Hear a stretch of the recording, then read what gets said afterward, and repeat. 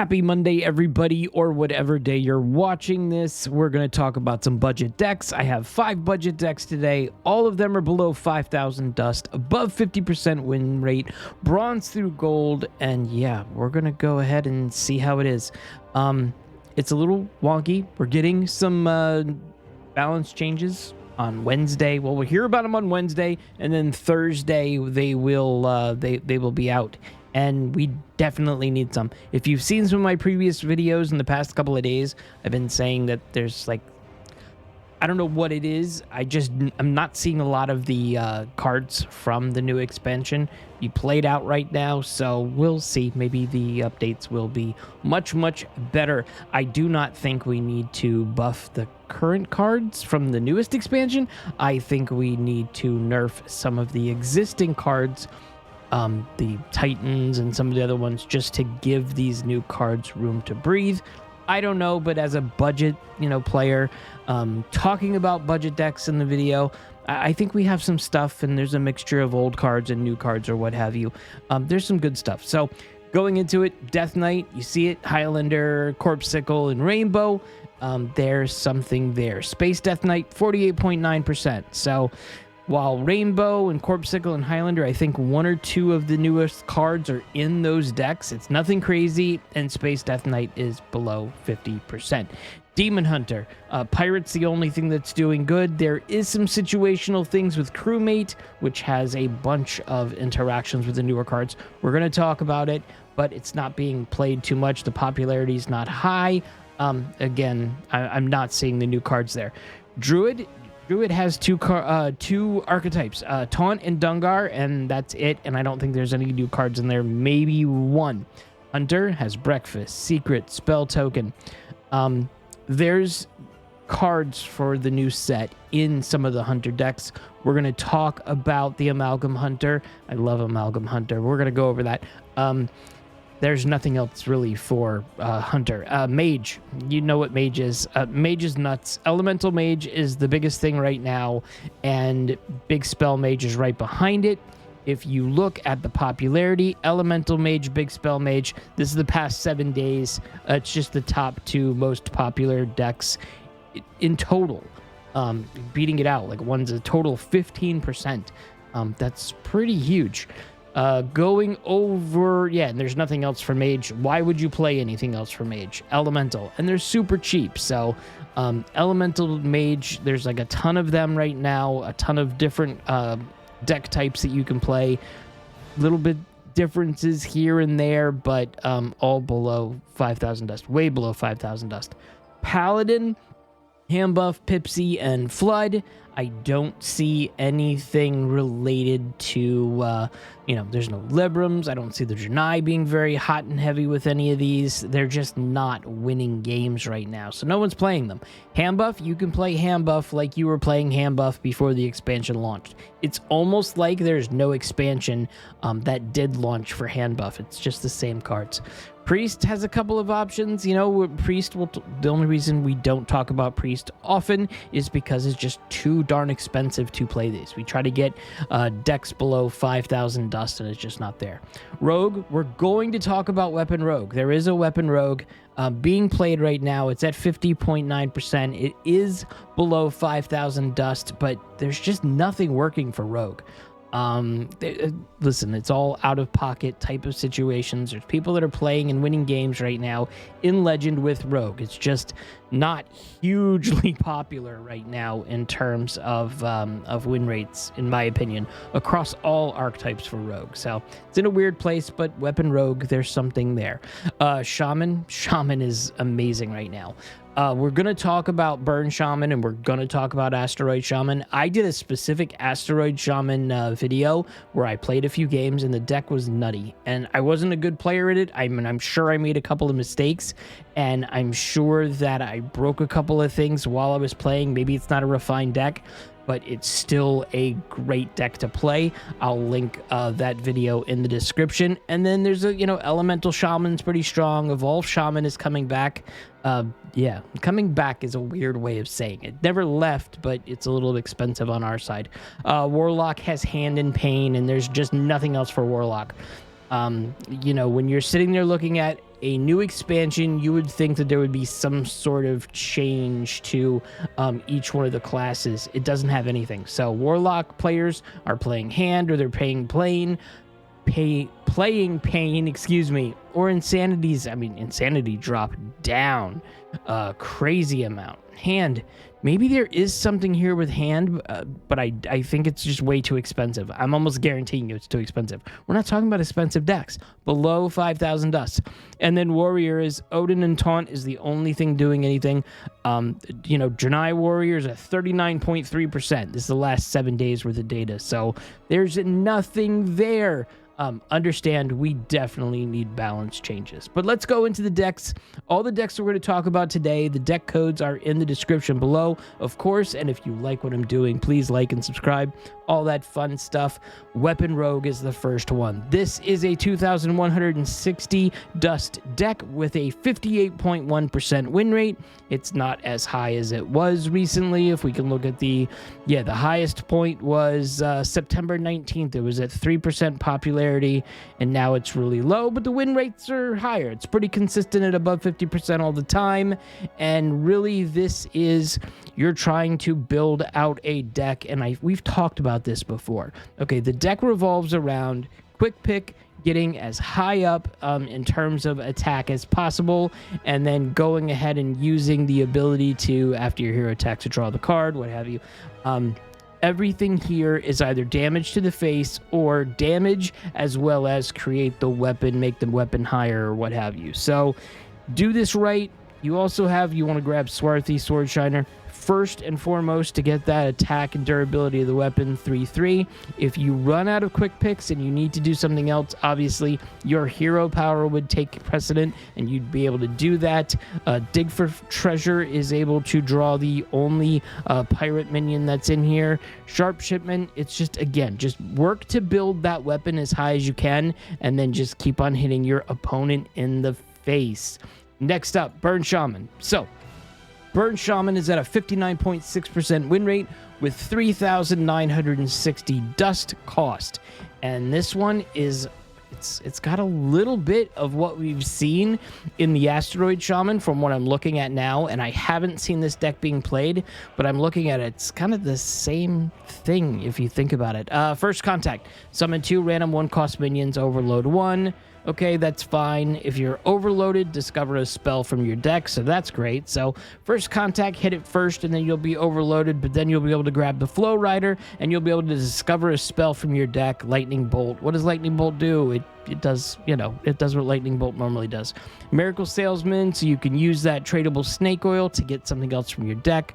Murloc Grofin is very, very strong. Overdraft. Okay, so yeah. Novice Zapper is going to give you overload. First Contact's going to give you overload. You have Overdraft if you need it, plus it's tradable. Pop-Up Book is... this card is awesome and I love it. Spirit Claws has +2 attack while you have spell damage. There's a couple of spell damage opportunities there with Blood Mage, and of course, like I said, Novice Zapper. Ancestral Knowledge, draw 2 cards. Yeah, this is essentially just a regular like shaman type deck that pulls a couple of nutty things with the overdraft. What am I talking about? We're not talking about Druid. Golganeth is obviously in here, and Ziliax. If I'm playing a deck for Shaman right now, I don't know if I'm playing Burn Shaman. I'm putting this in here because it's pretty cheap. Some of these cards are 4 cards, so you should be, it's much cheaper than this. And, the win rate is 59.6%. You can't beat that out. For you Shaman enjoyers, play this one. But if you don't want to play this one, and in my opinion, a more fun deck is Asteroid Shaman. And there are several versions of this. So Asteroid Shaman is 4,940 dust. It's right up to where we're trying to give that 5,000 dust or less. As well as this is a 63.2% win rate. There are several versions of this. I think there's an 8,000 dust version of Asteroid Shaman, and there's one, I think it's at 10,000, but this is a fun deck. This is almost exactly what I was playing the other day. I was able to get the wins. I think it was like 4 wins and 1 loss, and the 1 loss was because I didn't know what I was doing, and I made a whole bunch of misplays. Again, the link to that video is in the description. And then, yeah, so this is what you're doing. You have Incendious, and Incendious likes to throw those eruptions in the deck, and then you also have the Ultraviolet, which is the asteroids in your deck, and the Bolide Behemoth in your deck.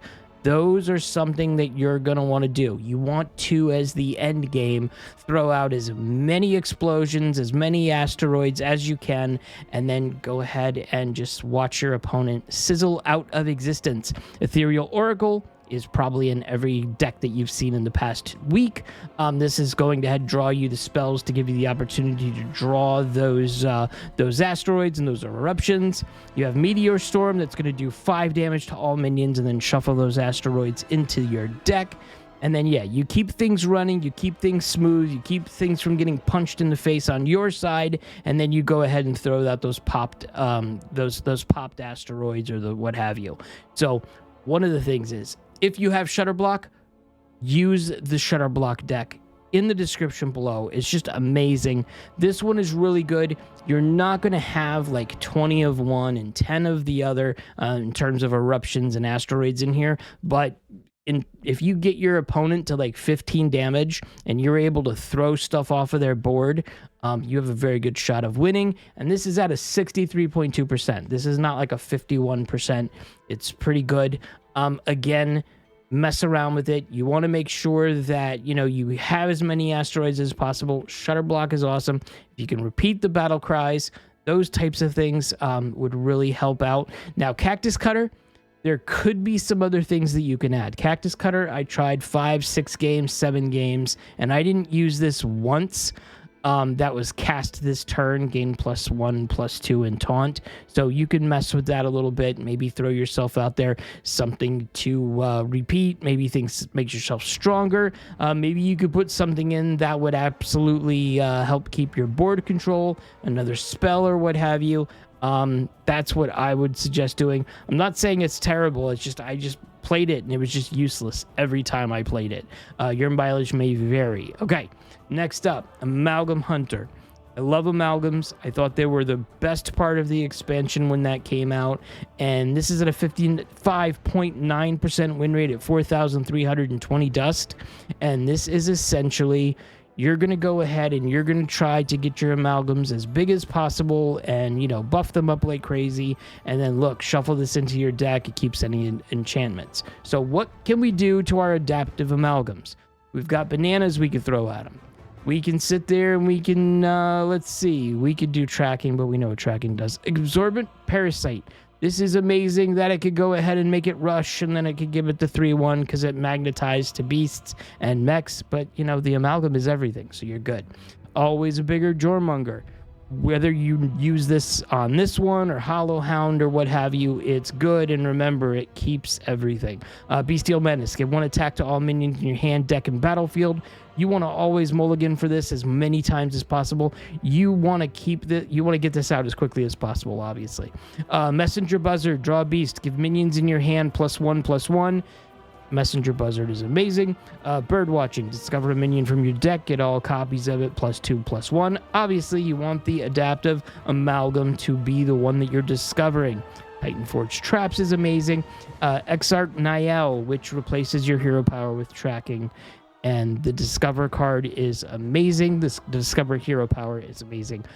You'll go ahead and be able to pull out cards that you need, if you will. Sailboat Captain, give a friendly pirate Wind Fury. So make that adaptive amalgam really, really heavy, and then hit them with the Wind Fury. It's awesome.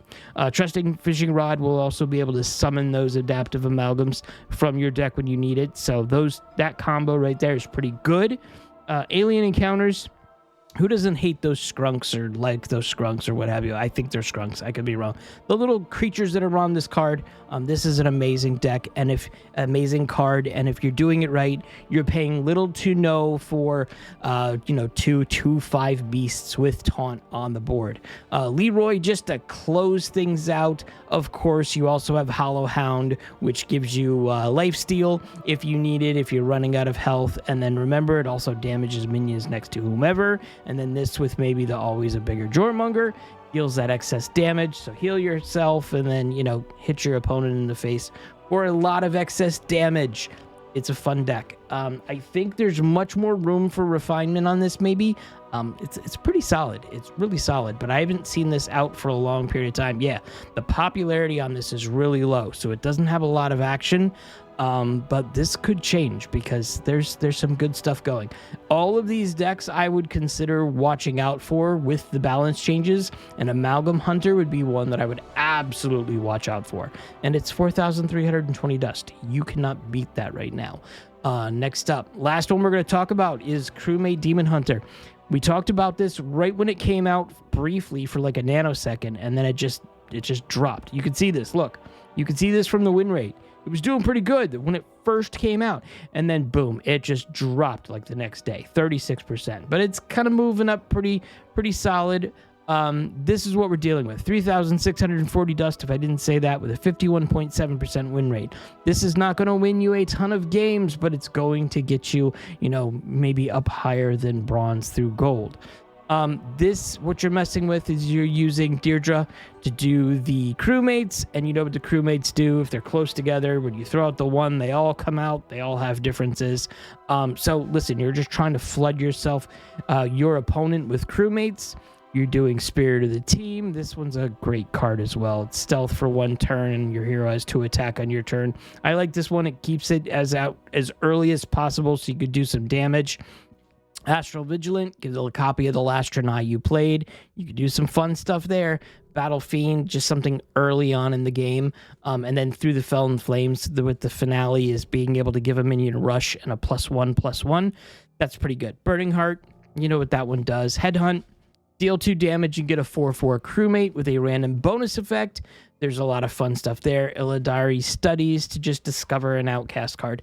Sock Puppet. Starlight Wanderer, the next Tranai you plays gains +2/+1. Emergency Meeting, here's more crewmates. So it's just flooding as much as possible with crewmates. And then you have Kayn Sunfury at the end to maybe just do a real quick punch in case there's a taunt minion on board that you could just go ahead and ignore it. Just get rid of it. It's not your problem anymore because you have Kayn Sunfury. This one's much less than 3,640 because don't forget, Kayn is in the core set. Not going to cost you anything. This one is free for you. And that's really it. We will definitely have discussions once the once the balance changes come out. I'm not going to probably do anything other than just respond to it with a quick video of what they are, what I think they're going to do. I would assume that we will have some sort of switch up a day or two afterwards. So probably after this past weekend on Sunday, when I start gathering all the data for the video, we might have some stuff. There might be some different things that we can mess around with. Again, I'm hoping the balance changes is more of nerf the stuff that's existing. Don't just go in there and buff something that we have, one of the newer cards. Just don't buff it like to, 1 less mana or something like that. Take some of the craziness out of the old cards that we probably all have right now and make something matter. Like starships should matter more, and they just don't with some of the stuff. It's easy to kill them 1 turn. It's easy to just destroy them with Reno. They don't mean as much as maybe they should. Not meaning that they never do. I see some crazy instances, but not like okay, this is the reason why I play it. Why would you play 1 starship when you could throw Zilliax in your deck? Zilliax does everything. You don't need anything else. So that's my 2 cents. Like I said, like, comment, subscribe, all that fun stuff, and I'll see you in the next video.